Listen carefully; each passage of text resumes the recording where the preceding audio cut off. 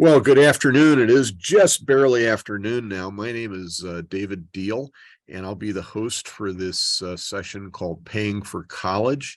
I am joined by two co-hosts. Heather Grannert is the Associate Vice President for Student Financial Services and runs the Financial Services, Office of Financial Services, I think it is, or Financial Aid, sorry. And Krista Koch is the Director of Student Leadership Development, and he'll be handling the different administrative functions throughout this webinar. So thank you for being here. And the discussion today is about paying for college. What we would like to do today is talk to you about understanding what all your options are, choosing those options and how to activate them, and then deciding how to create a strategy for paying for your college experience. And first of all, we know that college is expensive, but having a college degree is pretty lucrative. If you look at what the Social Security Administration says, people that possess a bachelor's degree are going to earn somewhere between $650,000 and $900,000 over a lifetime, more than those who do not have a degree. It's even higher for graduate degrees. It's up to as high as a 1.3 million more. So it's worth doing. But the challenge is to figure out how you pay for that in a way that is affordable for you and puts together the optimum array of resources. So what we're going to be discussing today is the various forms of aid and loans and how to apply for each of them. The reason that FAFSA is so important, and to encourage you that you should go ahead and get that done as soon as possible. We'll talk about the content of your offer letter and the choices that it offers, because you do have a considerable choice in that, and how to complete the process to put everything together and receive that for which you're eligible. And then finally, we'll talk about how to pay for any expenses or balance due that's outstanding after all of those financial resources are brought to bear. So we're going to go ahead and start by talking about the available resources out there to pay for college education.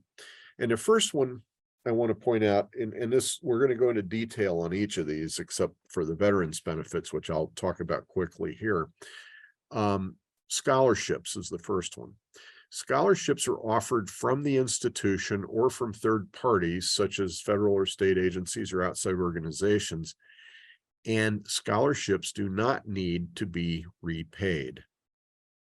Grants are often from governmental entities or foundations. Generally, they are based on need, on financial need. And like scholarships, no repayment is expected. So these two items, scholarships and grants, I like to refer to as free money. When we start talking about other things, that's less true. Loans come from a federal loan program mostly, and the federal loan programs are lowest cost loan programs. Some of them are even subsidized during your studies so that interest does not accrue to you. It's paid for by the government for a portion of your loans at least, and that keeps the cost of that down. And there are additional loans if the usual amount of the federal Stafford loans are not enough. There are other loans you can apply for called plus loans that are not subsidized and at slightly higher cost, but they're still a good deal relative to the marketplace. It should be fairly clear to you that loans must be repaid. There's work study.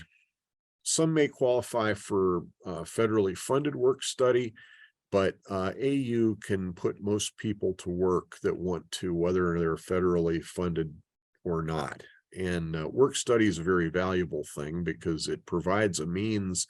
It's not applied to your bill, you get paid a paycheck for that. But if you use that paycheck to help pay any outstanding balances, it could be a good way to take care of that. And then lastly, there's veterans benefits. So any honorably discharged veteran of any of the 5 United States military services is entitled to certain educational benefits, and we honor all of those at AU.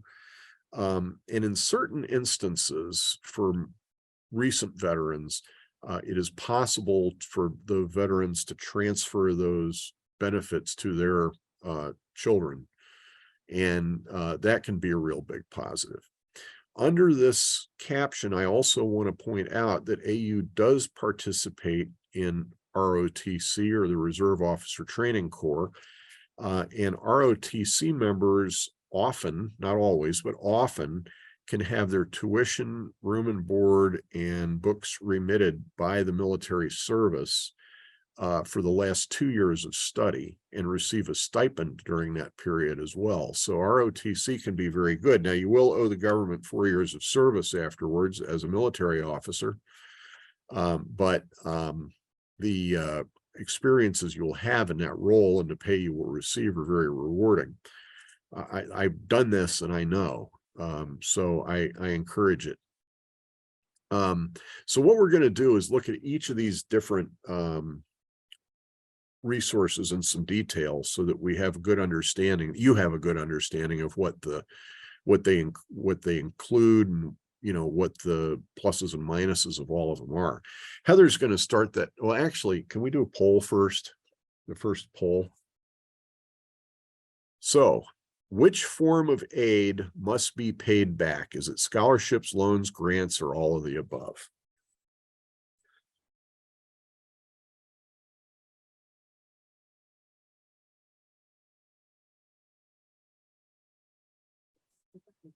Okay, we're going to stop there, I think. And the only one that has to be paid back is loans. And most of you, by far, most of you have gotten that. And thanks for making that connection. It's one of the most important things to know from this particular session. Okay, so let me get the page turned for Heather. And there we go. I'm going to talk about scholarships. So when you were accepted at Aurora University, either as an incoming freshman or a transfer student, you were offered at that time an academic scholarship through the university. They looked at your high school academics, or if you'd attended previously other colleges, your college academics was taken into consideration. And that's how you were awarded the Aurora University scholarship that you currently have. So many times we get asked, what other scholarship opportunities are there? And I always say, yep, don't stop there. Don't stop with the scholarships just from the university. There's lots of additional outside scholarships that are available. But the one word of caution, or word of advice, maybe I say, is that you can't wait until right before school starts or the semester starts, because most scholarship foundations are looking a year out. So let me give you an example. Many of you maybe have already seen over the last couple of months, we've been sending out an email about the foundation of the Fox River Valley, Community Foundation of the Fox River Valley Scholarship Opportunities. They opened, I think it was in October, November, they opened up the link, and they're going to close it on January 10th. So you still have time. I encourage you, if you haven't looked at it, go out and look at the opportunities and see if there's any you might apply for next year. But again, that's the key, is this scholarship application time is for next fall, the coming fall. So that's how most other scholarships will be working. You will see more over the next couple weeks in January and February for other opportunities as well. Another site that you can look at is on the financial aid homepage. We have a financial additional resources, and there you can look at scholarship search engines that we have already vetted and made sure that they're reputable, because you definitely want to make sure that you're applying and giving your information to a reputable source. Watch our emails. Also, you can be prepared ahead of time. Many times, a lot of these opportunities go untouched because students will say they don't have time. They don't have time to complete the process. What we recommend is you take one, like look at this community, the foundation of the Fox River Valley, get an idea of what a scholarship essay is, and you can start out by creating one and then put that in your toolbox, as I like to call it, and you can pull from it and not start from scratch every time. You might be able to reuse essays or statements for other scholarship opportunities. Many also ask for letters of recommendation. You could reach out to some faculty members or employers and get letters of recommendation that you can have on file and ready to use to make that an opportunity that you can touch on. So it is worth your efforts to plan for that. I always like to give the example of some scholarships are $500 or $1,000, but that is tax-free. And I try to put it in another situation where for you to earn $1,000, you would have to work 66 hours at $15 an hour. And so I don't think it's going to take 66 hours to fill out an application for a scholarship, especially once you get everything in place and you have this toolbox that you can pull from. So those are my words of advice on looking at outside scholarships. Then the next thing that you probably are wondering is, okay, I have this scholarship or I've received these scholarships. Is it renewable? How do I keep them? And I can tell you for outside scholarships, that's something you'd want to look at with the foundation. Many times they are for 1 year. You might be able to reapply, but they're just don't have a renewable caveat to them. However, at Aurora University, all of your scholarships are renewable based on grade point average and being a full-time student.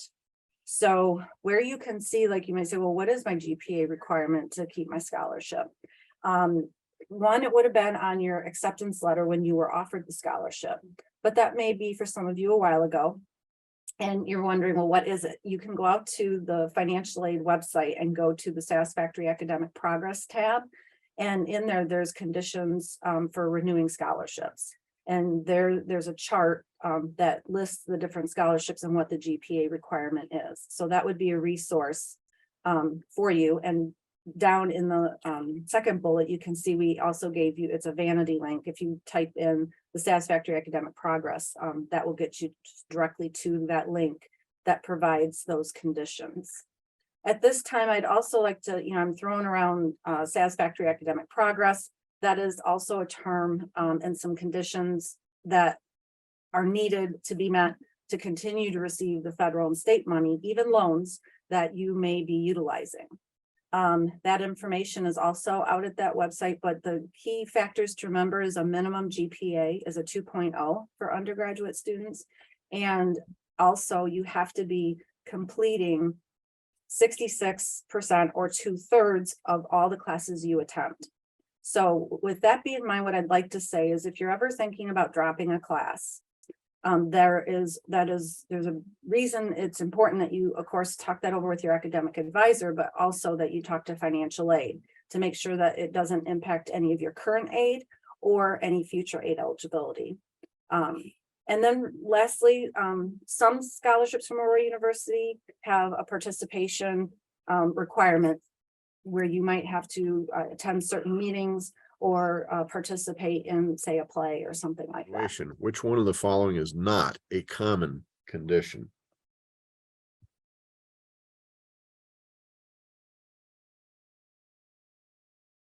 Okay, I think I'm going to go ahead and end the poll. Yep. And so residence on campus is indeed the correct answer. There are a couple scholarships that require that, but very, very, very uncommon. Maintaining a minimum grade point average is probably the most common one, and maintaining the half-time enrollment is probably equally common. Those are common requirements of or conditions of scholarships. Great. Well, we're going to go from scholarships to grants. And federal, state, and university grants are all awarded based on financial need.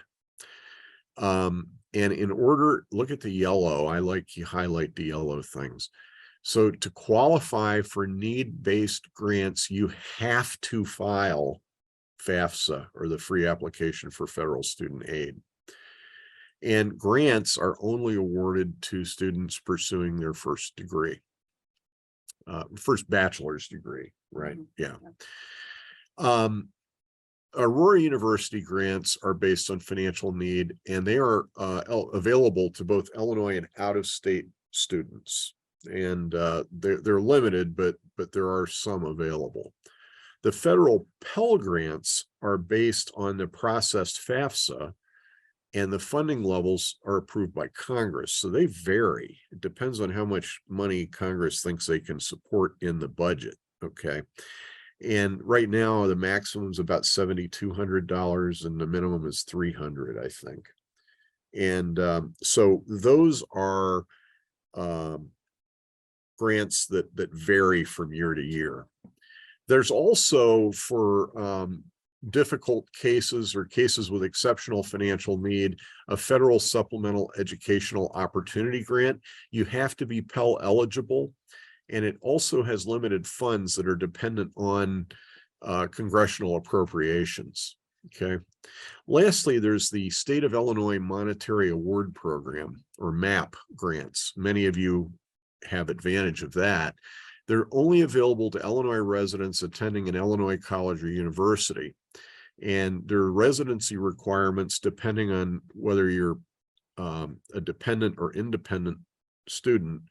And it's requires 12 months of legal residency in the state in either case. So students apply for the MAP grant via FAFSA.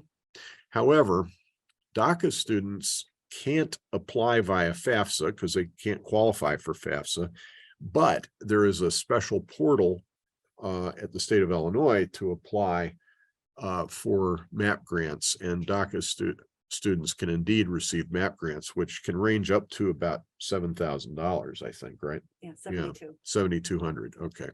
So there's good things there. We do have a question here. It says, what are the best websites to look for scholarships? Where do I look for scholarships for specific people, like a scholarship for being a first-generation student?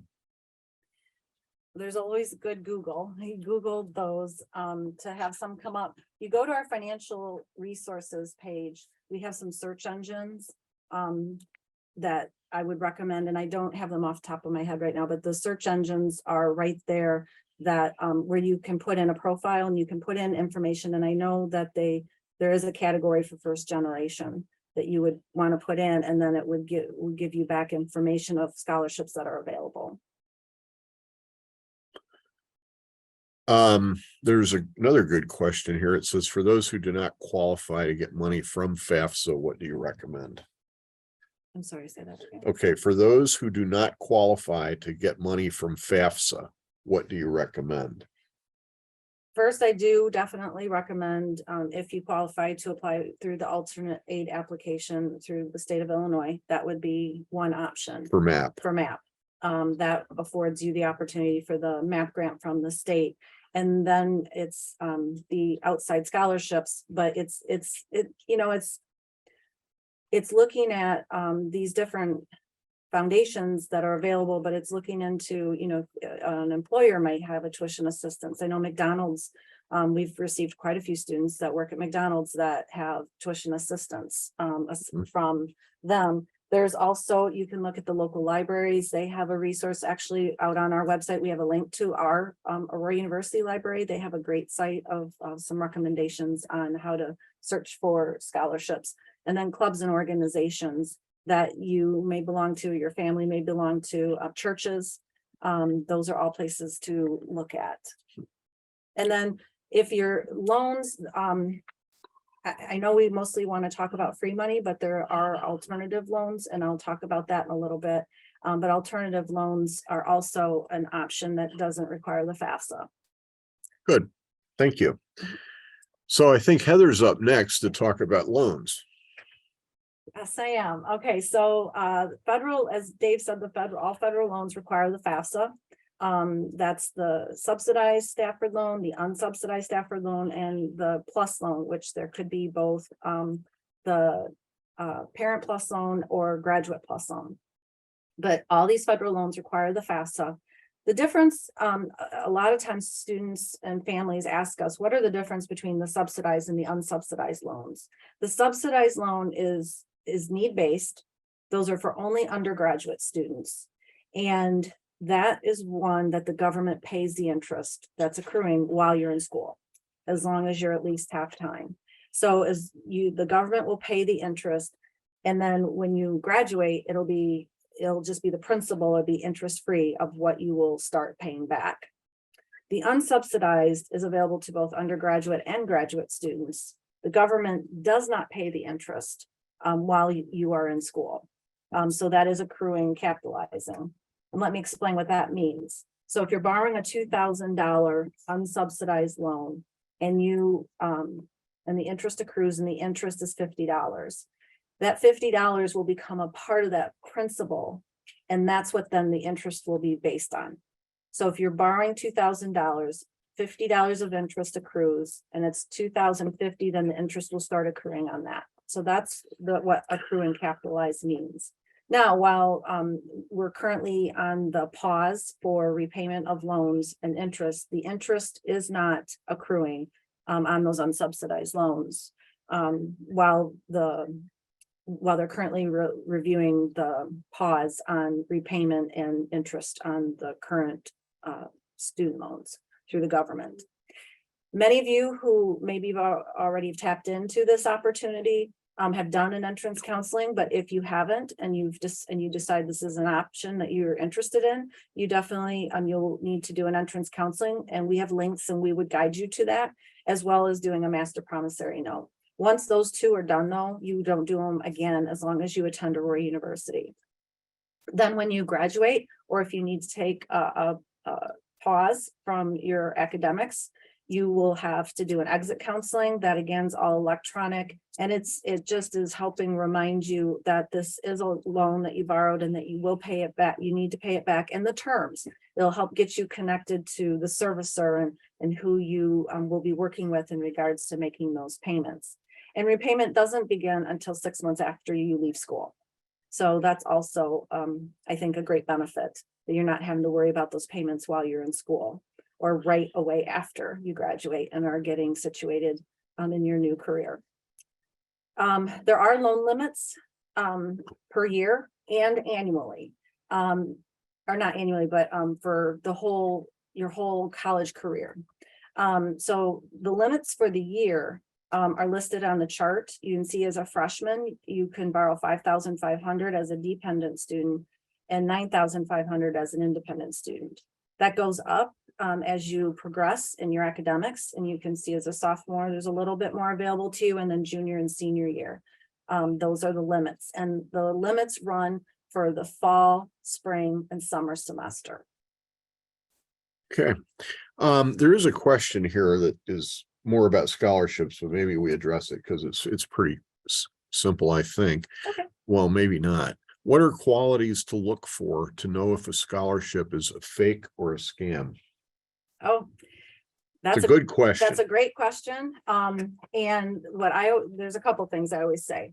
If they ask you for money to do this, and they'll guarantee you so much, that is not, you never want to pay. Just like it's free application for federal student aid, the FAFSA is free.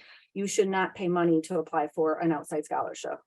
Another thing is if they require you to join any organization or provide your social security number or birth date.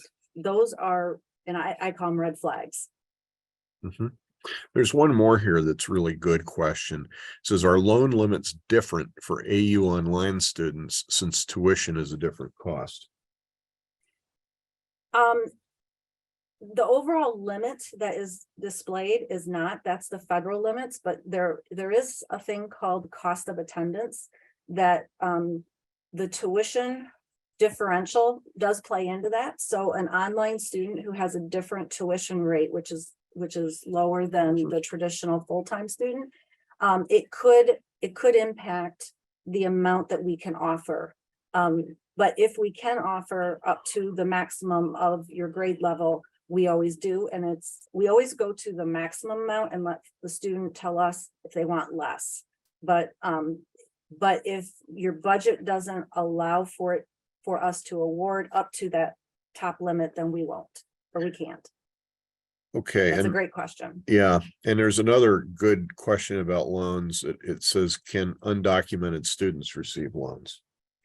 Undocumented students cannot receive the federal loans because that is the application is the FAFSA, and students can't file the FAFSA. There are some alternative private loans that you can research that are available to DACA students. Okay. Also, someone has asked, do outside scholarships, when awarded, send the money to the school, or do they send it to the student? Most organizations send them directly to the school. They will coordinate that with you, the student, the winner of the scholarship, and say, where do you want us to send this? And so, yes, the scholarships are usually sent directly to the school, as they give us responsibility and direction as to how they want us to apply it to the recipient's account. Okay. And I've got another one, but I'm going to hold it for a little bit. Okay. Okay. Do you want me to go on about? So I've touched upon this a little bit, and so I'll try to go over the new information regarding other loan options. Sometimes after a student has exhausted all of the federal student loan options, which is again, I'll say the subsidized and the unsubsidized loans, there is the federal direct plus loan. And as a undergrad dependent student, that is a loan that a parent can be the borrower and take out for their dependent student in college. These loans are guaranteed by the federal government, but there is a credit approval process that they go through. And the amount, there isn't a limit per se, like there is for the student loans. The limit is based on that cost of attendance item that I was explaining earlier. So it can be different based on a student's enrollment, if they live on campus or don't live on campus, and what other aid they're receiving. So there is a little bit of flexibility, and it can go up to a little bit more than what is charged at the university, which some families like. Now, some families, some students will say, my parent doesn't want to borrow a parent loan, and that's okay. That's absolutely an option. But what we do suggest is, at least if they apply, if a parent application is denied, then what that affords you, the student, is the opportunity to borrow some additional student loan in the unsubsidized program. So it is an opportunity or an avenue for a way to open up some other funding options for you to pay your balance. If they're approved and they decide that they still don't want it, they just can stop there, and there won't be any loan processed. If it's decided they do want to pursue it, we do receive that information, and we would guide, the financial aid office would guide you through what's the next steps to do that. Then after all the federal loans, there are private alternative loans. I've referenced that a little bit. That's an option that DACA students might be able, there's some lenders that might have that opportunity for DACA students, but it is a private lender. You want to do your research. You want to look at their fees, their interest rates, and repayment options, and make sure that you're going with one that best fits your budget and your situation. They are based on credit, and as a dependent student, most require a cosigner. And lastly, for all loan options, you have to be at least half-time, which is for an undergraduate student is 6 credits or more in a semester. Couple more questions. Okay. This is an interactive group, which is good. That's great. What are the best options to pay for grad school? The best options would be to see if there's assistantships, grad assistantships available. And there's not as many, but there are outside scholarships that you can apply for. Check with tuition benefits through your employer. That's also another great option. Then again, you can file the FAFSA, and there's the unsubsidized student loan. That's an option for you. Graduate students do have the ability to borrow up to $20,500 in a year. That is a lot of money, but it is an option to help pay so you can get that graduate degree. Well, we recommend that you don't take any more than you have to. No, absolutely not. Right. Yeah. Okay, and then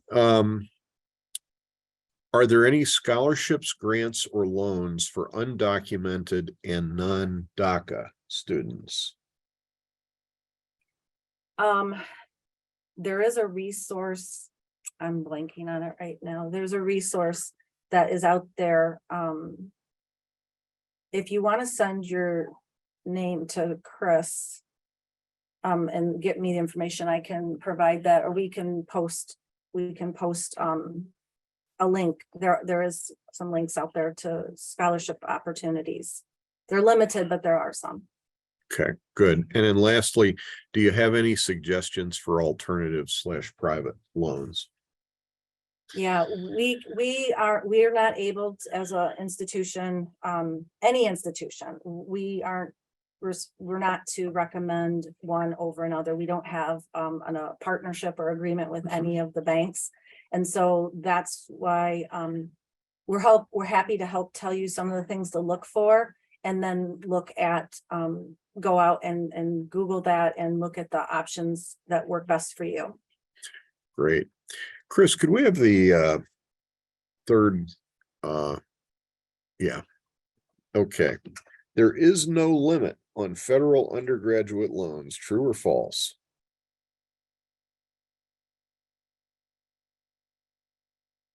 So the answer is false. There are limits on federal undergraduate. There are limits on federal undergraduate loans. Okay. And you want to keep that in mind, because if you get to the point where you've reached that limit, then you'll have to go to alternative funding sources such as Parent Plus loans or alternative loans. Right. Good. So of course, during that short interim, we got two more questions. So the first one is, are there scholarship options for graduate students? Again, so the scholarship opportunities are more limited. I think a lot of different places look at assistantships, graduate assistantships as opportunities and tuition benefits, but there are some scholarship search engines that are out there. And again, if you put in the profile as a graduate student, those opportunities will surface for you. And I was a director of a graduate business program in my career here. And I do know that there are very, very, very limited funds, but there are opportunities in each of the schools, each of the graduate programs, for some very, very limited assistance, but it still helps if you can receive it. You should ask your program director about that. This next one, I don't know this is a interesting question. I feel like I was kind of pressured into taking a federal loan. I'm worried about accruing a lot of debt from interest on the loans. Any suggestions for repaying that? Are there any scholarships that pay for loans? I am not aware of any scholarships that pay for loans. There are some, depending on the career path you're going into, there are forgiveness programs that can be looked at. Mostly I know of as nursing and education. Public service responders, first responders, sometimes also. Yes. Some of them have that. When you start working with them, there's opportunities for loan forgiveness assistance. And so I'm trying to think of that. Those would be some other things we haven't talked about that I would say would be an option. In regards to feeling pressured into borrowing a loan, that's not something that we we just like to offer you the opportunities and then help answer any questions you have and walk you through your options. And I've had families say what they're comfortable with and not comfortable with, and then we talk through what those decisions or those thoughts mean. Yeah, these decisions are yours, and we want to keep it that way. Exactly. Right. Yep. Okay, well, we're going to move on to the next area, which is work study. So federal work study is a financial aid program based on need computed from the FAFSA. And basically what happens is that the government pays us to pay students for work. And the student can work as much as 15 hours a week at a good campus job. And you get the campus job from the Career Services Department here at AU, and they will help you find that. Often it's on campus, but it's also possible it could be at a affiliated community organization, such as communities and schools. You do not have to accept federal work study. Federal work study dollars are not paid to the are not paid to your bill, towards your bill. You receive that as a paycheck and you can do with it as you wish. My recommendation would be to use that money for, if you can, for paying any unmet expenses that are not otherwise met by aid. And if you think about it, if you work 60 hours a month at $15 an hour, let's say it's $900, and that'd make a big dent in one of these monthly payment plans. So that would be a good thing to consider. Now, you do not, if you want to work on campus and you do not qualify for federal work study, you can still do that. Simply check with the Career Services Office, and they will help guide you.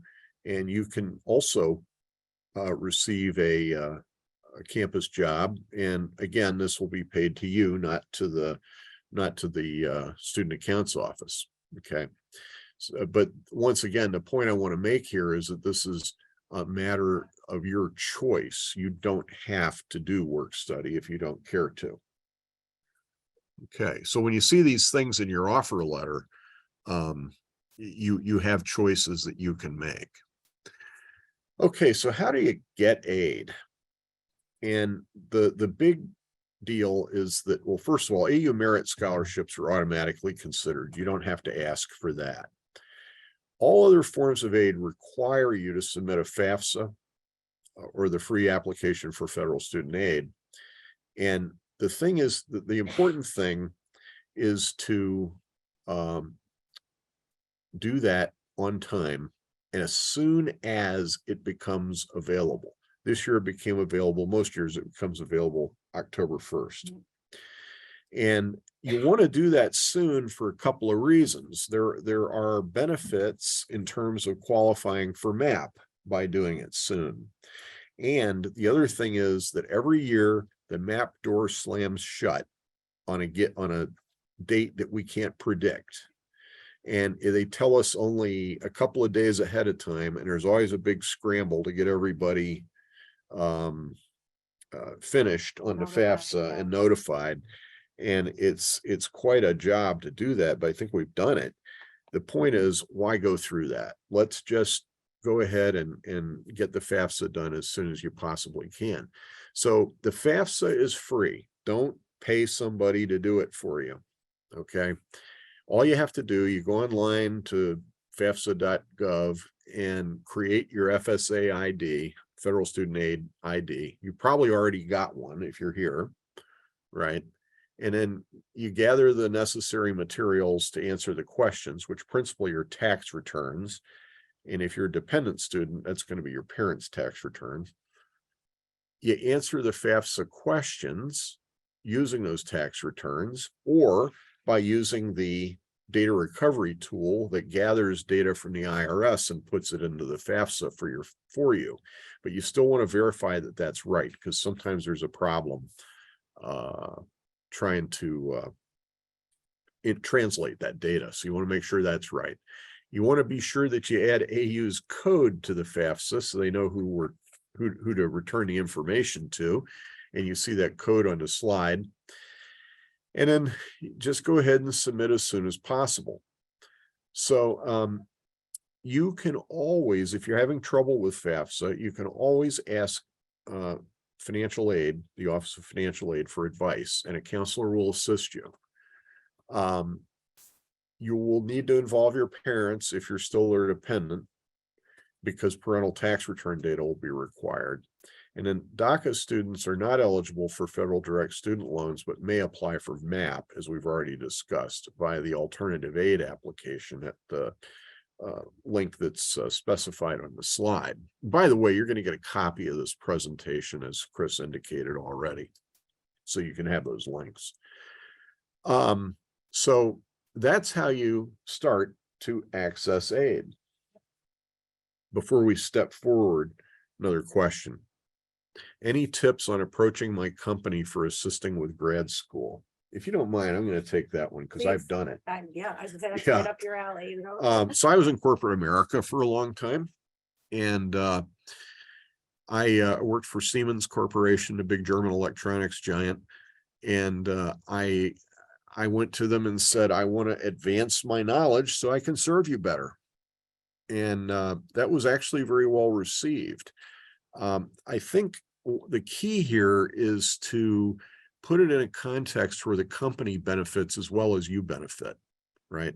What is this additional education going to do for them? And if you can put it in that context, it'll be very well received, I think. Furthermore, I will tell you that most companies that I've been familiar with are very open to sending students for further education, because there is they perceive benefits to it, just in broad terms. So I wouldn't hesitate to ask. You might want to socialize with some of your colleagues to see what their experiences have been, maybe ones that have been to graduate school, and could give you some further insight as well. That was one of the things I did do, was talk to somebody else. In fact, what I found out at Siemens was that I was going to go work on a doctoral degree, and they actually offered me more than the usual program because they didn't have very many students going after doctoral degrees. So it was an interesting experience.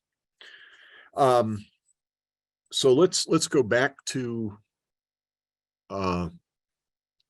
aid, and I filed the FAFSA. Now what? Yep. Heather, I think that's you. It is. Before I start that though, I was doing a little research while Dave was talking on. So again, if you go to our scholarship search engine site, I want to give you a couple names. I know everyone's been asking about how to best search, and we have out there, one is called Fast Web. There's another one through College Board. If you type in College Board, they have a scholarship search engine, and then scholarships.com and scholarshipexperts.com.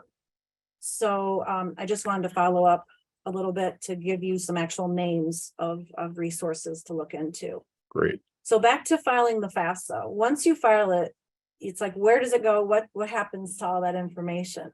Well, as much as we're in this world of automation, it still takes about 2 weeks from the time you hit submit and get a confirmation. And let me stress that you want to make sure that you get a confirmation that it was submitted, because it sometimes can look and seem like it was that you submitted it, but it didn't go. And it has to be actually submitted and confirmed for it to get through rest of the path and make its way to Aurora University. That takes about 2 weeks till it will get to Aurora University and we import it. Once we receive it, we look into the information that's on that FAFSA. Now, right now, as current students, we're working on making sure that you are ready for spring semester. So we're focusing on the spring, the start of the spring semester. But as soon as that is underway, and usually about early to mid-February, we'll start working on your FAFSA information and sending out offer letters. Also, though, if we've received anything that we identify that we need to be able to further work on your file, those notifications we have been working on and have been sending out. So please make sure that you're checking your AU email and looking into anything from the financial aid office. And also look at your self-service app in the financial aid tab. You'll look under the 23-24 year, or if you might still be working on stuff for 22-23.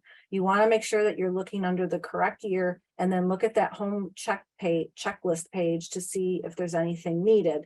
And it's pretty you can self-direct yourself through it. But again, if there's anything that doesn't make sense or you're not sure about, certainly contact our office. Once we start the process, from the time we get information to the time that it's reviewed and moved along, it's typically around 2 weeks. So that's, and hopefully too, if we received your FAFSA, you would have received an email letting you know that we did receive it. So you at least have some comfort in knowing that we do have it. There's a question here, Heather, that asks, can you please type the websites on where to search for scholarships so they stay in the text chat? Okay. Is that correct? Isn't that all in the AU website? It is. It's all out on the AU website. So if you go to the I'll post a link in the chat. Okay, I'll take care of it. Thanks, Chris. There's a couple other questions here now. Okay. One says, how do I know if I'm still getting the scholarship for the alternative application when I applied for the second time? And did I receive, and I did receive the scholarship in fall. I'm sorry, read that, say that. It says, how do I know if I am still getting the scholarship for the alternative application when I applied for the second time? Okay, so when you file for the alternative aid application, that, like the FAFSA, is good for an academic year. So when we get that alternative aid application, it will be good for the fall and spring semester of the current year. So if you received it in the fall, you would also receive the MAP grant associated with that alternative aid application in the spring, as long as you're enrolled, and that there isn't anything that you owe to the, form wise that you owe to the university. Heather, would it be a good idea for this student to stop by financial aid and check on this just to satisfy their question? Absolutely. That's always an option, and you can email me directly too, if just emailing is easier, and I can look into it and get back to you. Great. And then there's, this is an interesting question. Does a message indicating financial aid is being reviewed mean there is a hiccup or just part of the process? It most likely, it can mean two things. It can mean that there's something we're needing, and that the staff is reviewing your file and hasn't updated it to the next step. The next step could mean that there would be items listed in the required items tab or link, or it could mean that you have an offer letter coming after it's been reviewed. So if you have doubts about what you're seeing in self-service, it would be a good idea to check with the staff of the Office of Financial Aid. Absolutely. You can email the finaid@aurora.edu account. Our email, you can stop in. You don't have to have an appointment. If you want to make an appointment, you can make an appointment. Right. But you can also stop in, and we'll be happy to answer those questions and have you, so you're comfortable knowing what status you're at. Right. Good. All right. Well, I got an offer letter. Now what? Yeah, now what? So review it immediately. As soon as you get the offer letter, open up self-service and look at your offer letter.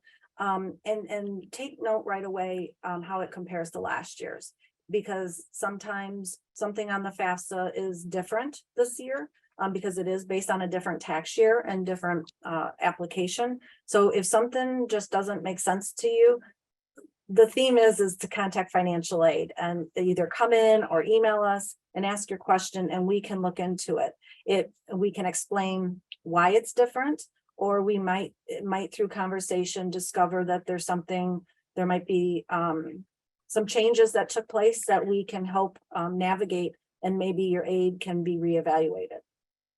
In addition to what you should do when you get your offer letter, are there's some links in your self-service account as well as on that award offer. And it's navigating the offer letter. So it's kind of like a map. It's a map of different important items that you should take note of on your offer letter in regards to how to proceed to make sure that the aid that you want to receive is going to be processed for you. And then if you are a recipient of the Illinois MAP grant, there is a requirement that we have to provide an insert of information that's provided from the state of Illinois that gives you an idea more of how that came about, and eligibility requirements to keep the MAP grant. And then we do include the rights and responsibilities and the satisfactory academic progress link. I know a lot to read, but it's a great resource, and you should familiarize yourself and know about it in general, that it's out there for your information. Then what you'll do is you want to look at what's offered to you and create a strategy and look at what does that mean for your out of pocket. And I know Dave's going to be talking about that in the next slide. But you want to look at and understand what aid's being offered to you and what to take advantage of, and what is required to make sure that that aid is processed. I can tell you, at the point of you getting your offer letter, scholarships and grants are processed. They're coming to you. You don't have to accept them. You accepted them by filing the FAFSA and turning in anything that we've asked you to submit that we needed to complete the process. The only additional step usually at that point is a student has to accept or decline. You have to accept or decline your loans every year for us. And that's, I know we talked about earlier, it's your decision. And it's important that you think through that and then follow through on accepting or declining. And that is something that you do out on self-service.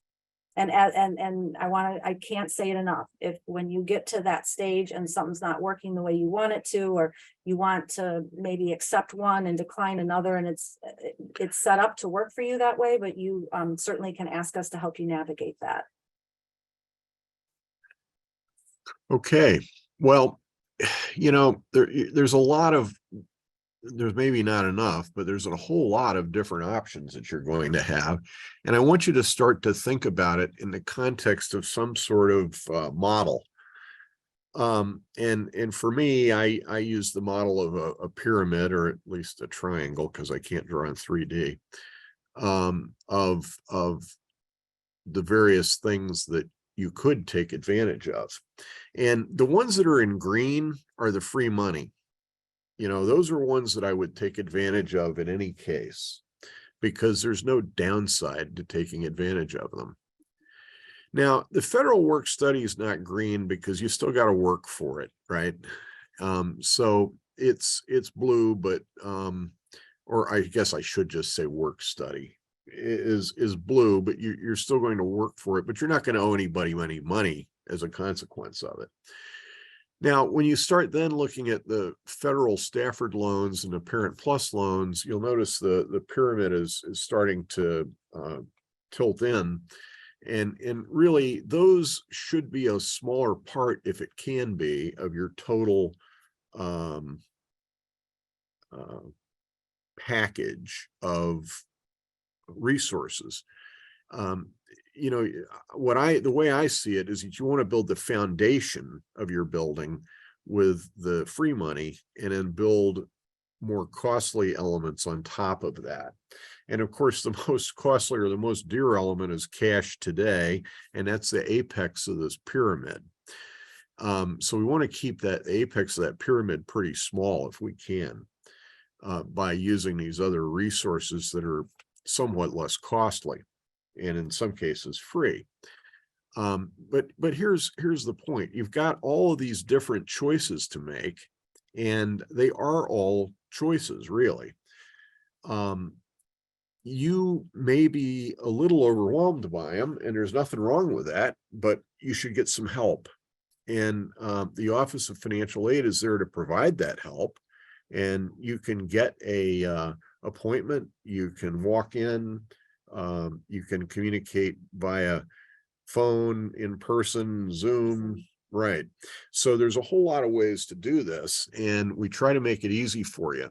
So please do not hesitate to checkpoint your decisions with the Office of Financial Aid. And if they see a better way, they will tell you. So anyway, that's the way I tend to think about this. And I think strategically, you should do that too, in order to get the best bang for your buck. The last thing you're going to need to do then is arrange to pay your balances due. And they're due, by the way, on the 15th of February. January, I'm sorry, Okay. a scant 10 days away. Okay. And there are several options. You can pay the whole balance by cash, check, or credit card by that date. If you have a college savings plan, there's not a whole lot of people that do, but if you do, you can have your college savings plan pay the balance directly to AU, once again, by the 15th of January. Or lastly, you can sign up for the interest-free monthly payment plan. But you have to sign up by the 15th of January to avoid late fees.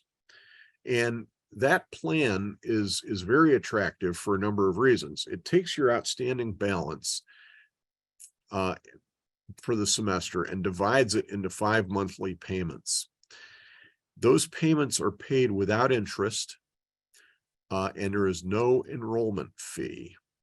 The amount is customized for you, but you must re-enroll each semester through self-service to keep that plan going. Now, here's the qualifier.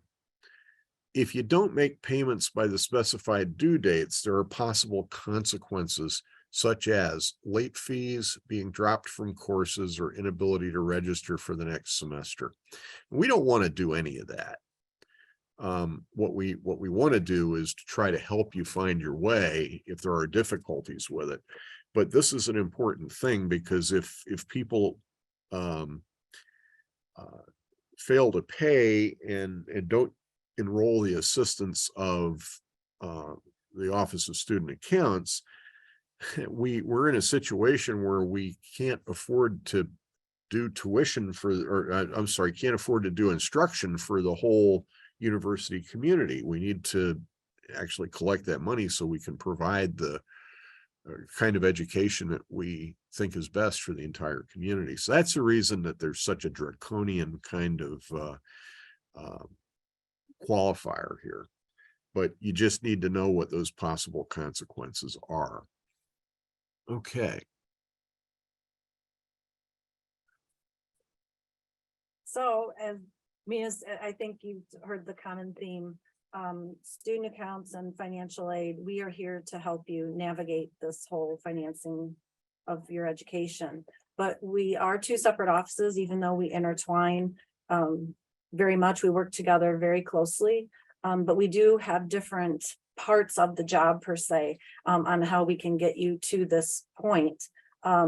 First of all, the Office of Financial Aid helps with the scholarships, the grants, loans, answering any of your questions about filing the FAFSA or rectifying any issues with the FAFSA, or any things that you need to do to have your aid be finalized so it can move towards the student accounts office on your student account.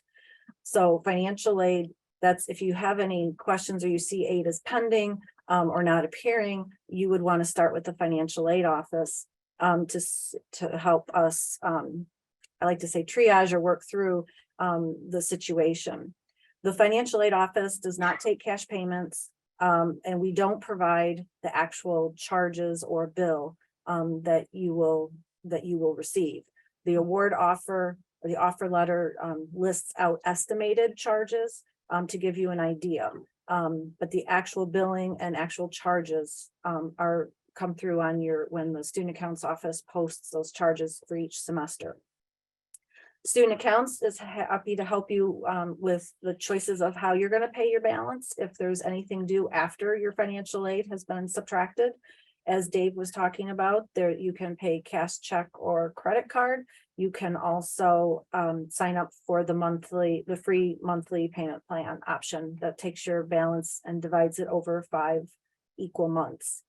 And they will be happy to process that. Again, we work very closely together, and you'll see on the next slide that we provide the information of where you can find us, or how you can reach us. We aren't on the same floor, but we are in Eckert Hall, and there's our phone numbers, our email, and then I provided the link for how you can make an appointment. But again, I can't stress enough that you can walk in, and we're happy to answer your questions. I have a question here that kind of fits into all of this. Okay. It's a student who works part-time, but is getting closer to full-time and pays out of pocket for the classes. And he or she has applied for numerous scholarships and hasn't received any. What do you think I should do? I struggle with money aspects at times. I do not have time in my schedule to get another job, and FAFSA didn't grant anything. My reaction would be, this is worth a discussion with financial aid. Yes. To see if there's anything that can be done. Yep. Because sometimes, and I don't know that I talked about it much, but there's a thing called special circumstance, and there might be, as what we find sometimes is when we sit down with students and we talk through and we start asking certain questions, there's things that we wouldn't expect you necessarily to know that we can maybe make a difference on making aid eligible. Right. And this is an excellent illustration of cases where something like that could play out. Exactly. Yeah. Yeah. So yeah, that's what I would recommend. Yeah. Good. If I could add too, I forgot, our hours of operation are Monday through Friday, 8 to 5 too. Oh, great. So everybody knows. Okay.